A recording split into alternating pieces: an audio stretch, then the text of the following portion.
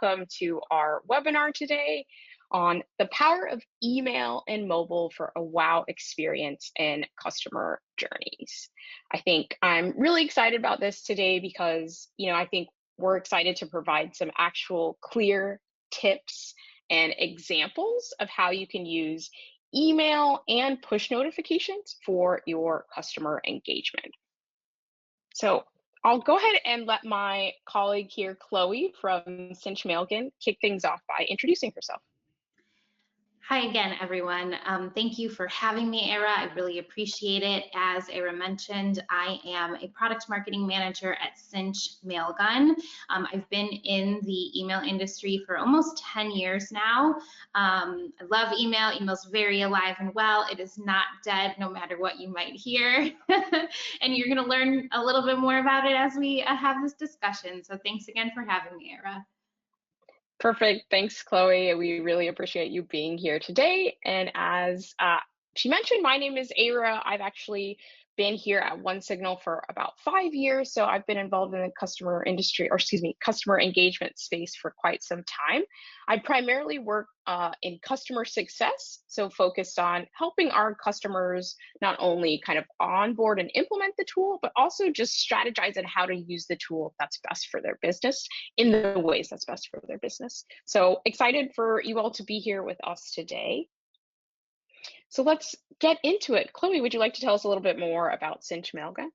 Absolutely. So we are a company that you can think of as essentially an email sending pipeline. We help companies like OneSignal send, receive, and track emails and help to empower them to get emails sent for their customers quickly. You can kind of see here from these stats that we are sending a lot of emails for a lot of people. And one of our key pieces is that we are really delivery and deliverability experts. So not only are we providing industry-leading tech, but we're also getting messages to the inbox at 99% of the time, in a very short and quick amount of time. And then from the Sinch side of things, our parent company is the Customer Communications Cloud. We're helping enterprise brands and brands of all sizes really to engage, build, and connect with their customers via a global super network. So that's it. That's what we do. Perfect. Thanks, Chloe. Moving on to the OneSignal side, essentially OneSignal is kind of a one-stop shop or platform for customer engagement. So we allow you to send push notifications, in-app messages, email, live activities, and SMS, all from OneSignal.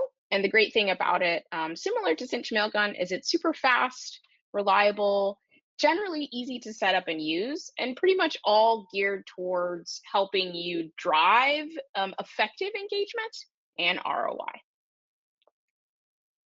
So now, getting into kind of the meat of our presentation. So what makes email and push such a strong combination for engagement? Due to kind of the different audience and strengths of each channel, push and email actually complement each other kind of in a unique way. Since they have different audiences and visibility, they have kind of different content real estate and user expectations. So kind of what you see here, first under balance, frequency, and intrusiveness, push notifications are generally more immediate and attention grabbing, but can sometimes feel intrusive if overused. Emails tend to be seen such kind of less intrusive and more in-depth, allowing you to share kind of detailed information. So by using both channels, you can balance the need to stay top of mind without overwhelming kind of on either channel. And it's nice to kind of reinforce this through multiple channels. So by combining push and email, you kind of create multiple touch points for users, reinforcing your message. It's definitely nice to kind of maximize user engagement with contextual messaging. So, like I mentioned, push is great for kind of short, timely messages or promotions and reminders, while email allows for kind of more comprehensive messaging. And then greater cross-channel personalization and segmentation. If you use both email and push together, it enables kind of for better targeting and personalization. Data from both channels can be used kind of to create more refined user segments. And then kind of rounding it out, increasing retention rates. I think this is a big one that a lot of our businesses are seeing as top of mind.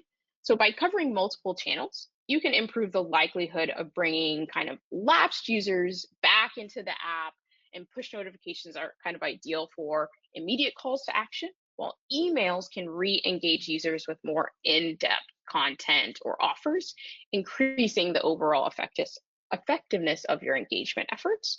And then finally, it's great for ensuring kind of regulatory compliance as well. So I know I've been kind of going over all these main bullet points, but Chloe, kind of what are your thoughts on which channel order to send messages in? Should it always be push notifications first, or does it depend on the user's preference? Yeah, as marketers, right, we should make sure that our communications are always 100% customer focused. It's all about the customer's preference, right?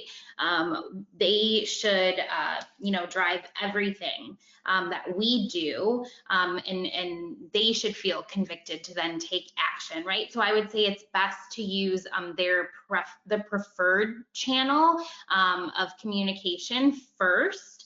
But also, as mentioned, right, push is very quick. So if you need quick response times, from a real-time perspective, then that should come first with the email to follow up with additional detail. If you can't engage preferences, if you don't have a preference center, for instance, like I was just saying, try push first, followed by an email. And then if they, from there, it should all be based on their interaction that they take, whether they take action or not. So, and in what channel. Perfect. No, I think that's perfect advice. Now, separately, I'd love to hear maybe some quick insights on the importance of kind of ensuring regulatory compliance, kind of that last bullet point you see there. Yeah, so you don't always think about compliance automatically, right? But email and push are both channels that require consent or opt-in. So we can't just send a push notification. The user has to enable it on their device. And then, for a marketing email, they also have to opt in. So of course, when these channels are working together, we want to make sure that we have permission to reach the customer in both channels, or you can use one or the other as like a fallback in a sense. So that was kind of the gist, right? We have to keep in mind it's a permission-based, these are permission-based channels. Definitely, I like that perspective and kind of that reminder that it's important to understand that this is permission, and we definitely want to keep that top of mind. Perfect. So today we want to focus on kind of 3 key use cases where the synergy of push and email really shines. So first, onboarding and activation. Then we'll move on to reminders, promos, and announcements. And finally, we'll touch on re-engagement and retention. So kind of onboarding and user activation. So why push an email? At this stage, leveraging more than one channel to engage users is key because they may not have opted in to push in the first days after downloading an app. So email provides an opportunity to give more information and resources to support onboarding. Push provides an opportunity to send timely nudges to kind of take essential steps, actions, or explore some of the app features. So I don't know about you, Chloe, but I often pretend that I'm efficient at doing multiple things at once, but then I kind of rarely end up completing anything. So to that end, I find like I always actually download apps, but never complete all of the onboarding steps. So getting a welcome email and then kind of a reminder push to complete my profile in an app would actually be really helpful for someone like me. What are your thoughts? Yeah, same. My husband says I'm the ultimate consumer. I love to shop. I can't miss a deal. So I put myself in these shoes as, even in my career as a marketer, an email marketer. I often think about what my favorite brands do to engage me. And definitely this is exactly what they do, right? You will get that email welcome series that draws you in and gets gets you engaged, and then followed by those push notifications. So it's really, we're more powerful in how we talk to our customers when we use an omni-channel or, you know, unified channel journey. Perfect. Now, I love that example. And kind of to that end, let's kind of get into a specific customer example. So our customer at OneSignal, Blendbit, they are a cryptocurrency exchange and kind of cross-border platform through which users can buy, sell, and invest cryptocurrency. So Blendbit's onboarding journey serves as an important purpose in getting users to actually verify their accounts. So for them, account verification is actually super critical because it establishes a user's identity before they open their account, which can prevent future fraud and security breaches. So to get users to complete this important kind of account verification step, Blendbit sends alternating push notifications and email messages that communicate the importance of verification and also promote the value of the platform itself. So you can kind of see here, they find that their users respond best to communication in both channels compared to one channel. So emails not only provide a way to inform users why they've requested like account verification, but it also gives Blendbit the opportunity to communicate their different products. So I think this is a really nice kind of journey example of, you know, where both email and push actually help them engage their customers to complete that account verification step. So kind of to your point earlier, Chloe, even just kind of talking about the importance of compliance and regulation, this is kind of doing exactly that. So it's ensuring that the compliance is met with the account verification, which is crucial to just preventing fraud. So I like that this kind of highlights exactly what we were talking about earlier. Absolutely. Next, let's move on to reminders, promos, and announcements. So again, why push an email here? Using multiple highly visible trusted channels means greater visibility for time-sensitive content. So different content format of push versus email allows you to position offers kind of differently and personalize the content for a little bit to a greater degree. So you can use dynamic content blocks in email, which allow you to more personalize offers, recommendations based on behavior.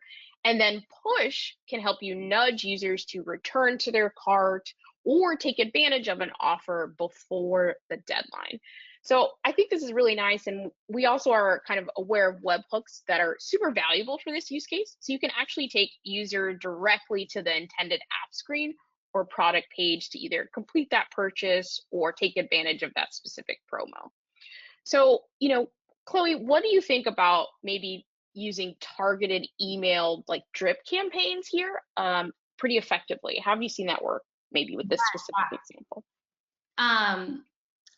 Again, definitely think that this is an effective approach.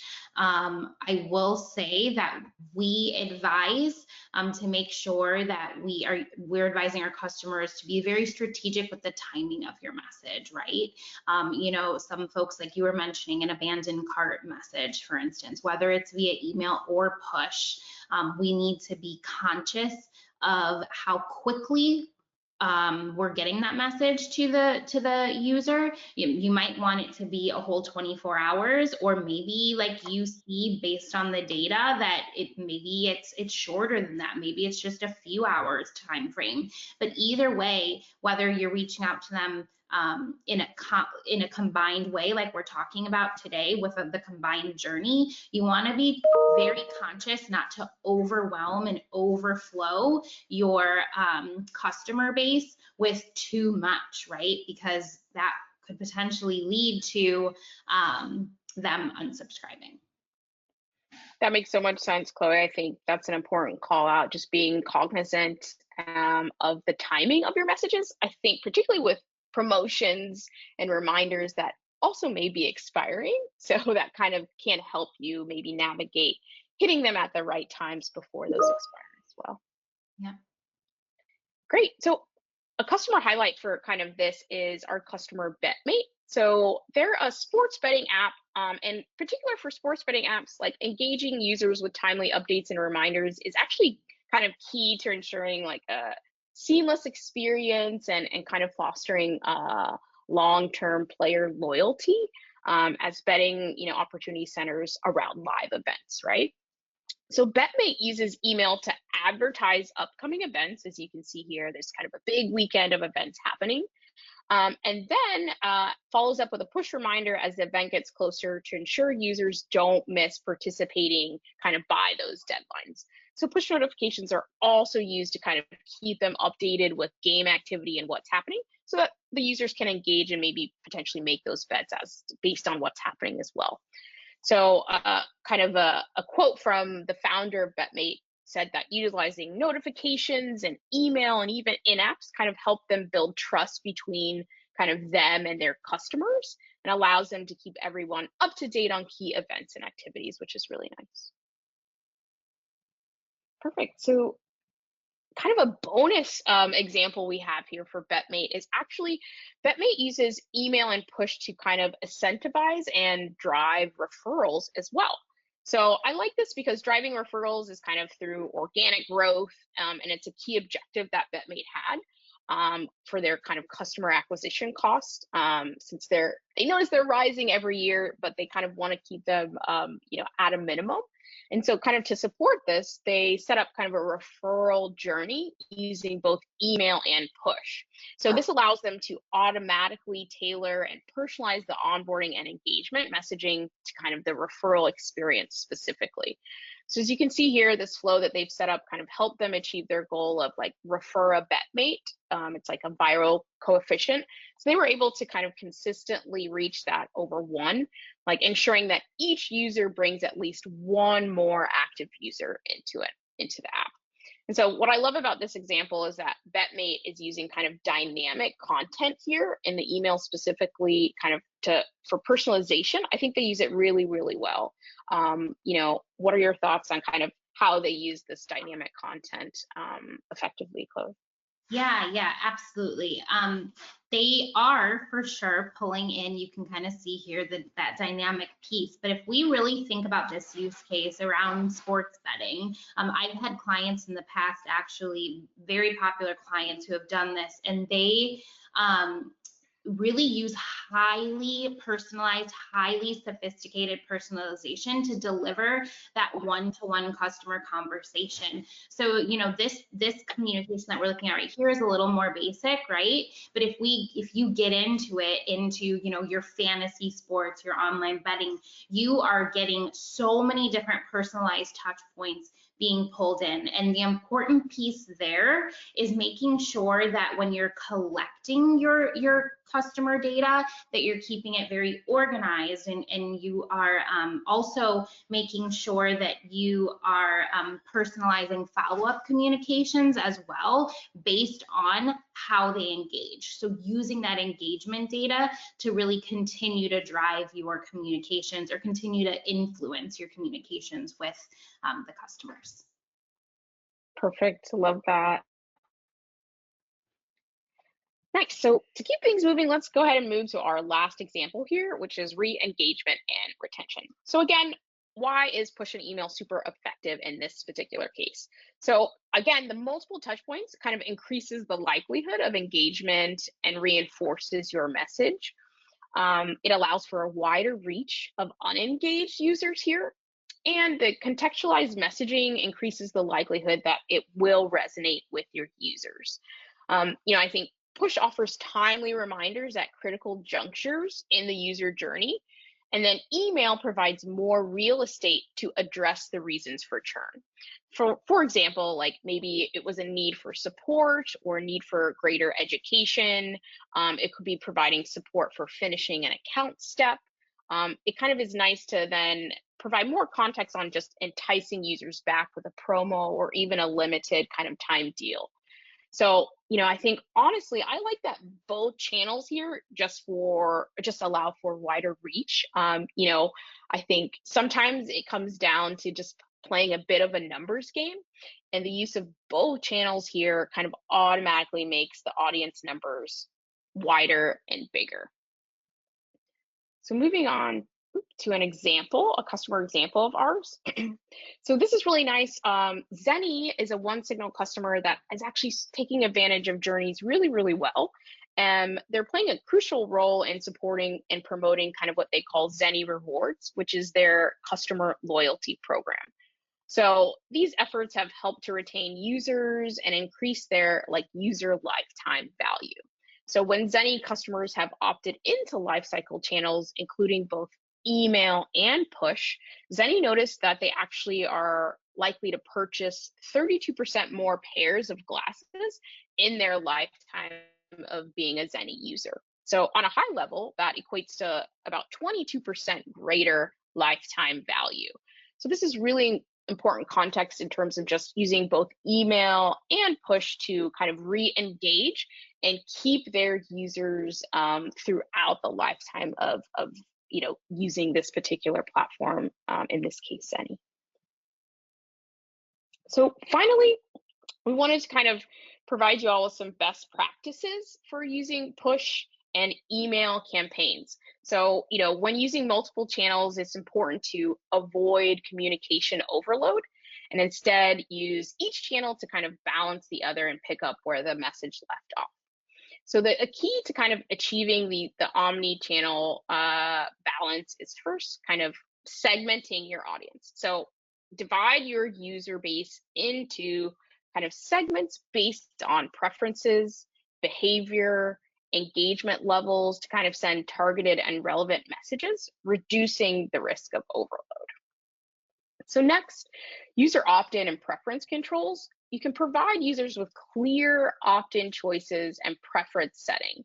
This allows them to customize the frequency and type of messages that they're actually receiving. So when you're ready to really start introducing opt-outs, you can optimize your user preference center to allow users to choose exactly where and how frequently they want to receive messages from you. So next, it's establishing a consistent schedule. So maintaining a consistent communication schedule allows users to know when to expect updates and messages. So it actually can help you avoid excessive messaging so that you don't do this outside of the established schedule. And next, we have content relevance. So just ensuring that every message adds value and relevance to the user. So avoid sending redundant or generic content that may contribute to kind of that user or overload of messages. And then next, it's establishing some feedback mechanisms.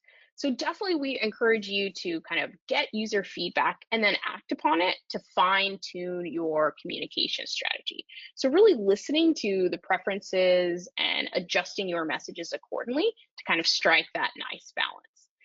So I think that incorporating a preference center is one that we've seen coming up more and more just with our customers at OneSignal. And I'd love to hear, Chloe, if you've seen that coming up a bit more on your side as well. I'm muted. Absolutely. Preference centers have been around for a long, long time, ever since I've been in the email space. But you definitely do see more and more adoption of it on a regular basis. I think a really important piece of a preference center too is the ability to gather direct customer information that you can leverage as data to help reach your customers in a stronger one-to-one way, right? That data you're collecting within the preference center can just be used to continue to help them to engage with your brand and become and be loyal to your brand. So again, I think preference centers are really important. If you don't have one today, get it set up and start using it. And then I'll just kind of tag on that another fun interactive kind of email tip or key is gamification as well. That's another fun way to garner more engagement from your audience. We always see gamified experiences and video working really well within email. Perfect. No, I love that advice. I think, Gamification always adds a fun element to actually kind of getting some of the user preferences and understanding behaviors, which can only help you with kind of managing both sending these push and email campaigns. Perfect. Thank you, Chloe. Let's actually reserve some time for questions. So I think we have one right here. It says, Bruno asked, I'm facing an issue with combined communication by email and push because their last session is different. So in this case, how do you ensure that your customer is receiving the right message in the right time? Really good question, Bruno. I think that kind of goes back to a lot of what we were talking about, understanding what they want. So kind of almost keying back to what we were just talking about is the preference centers.